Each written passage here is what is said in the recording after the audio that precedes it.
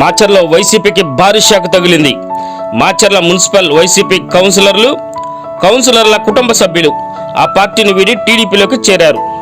వీరు సోమవారం గుంటూరులో ఎమ్మెల్యే బ్రహ్మారెడ్డి సమక్షంలో టీడీపీ తీర్థం పుచ్చుకున్నారు.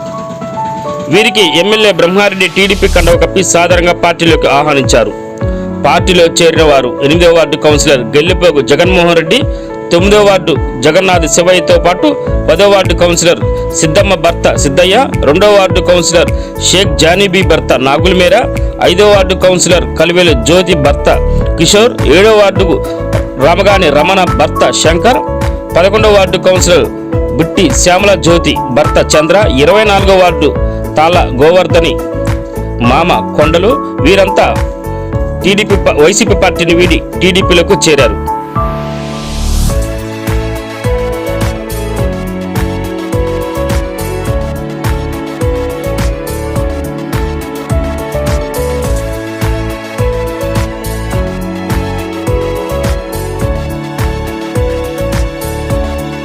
ప్రతి అక్షరం ప్రజల పక్షంగా నిరంతరం పోరాడుతున్న పీవీఆర్ న్యూస్ తెలుగు 4వ వార్షికోత్సవం సందర్భంగా శుభాకాంక్షలు తెలియజేస్తున్న సల్మాన్ రాజ్ మాచర్ల సర్వేయర్.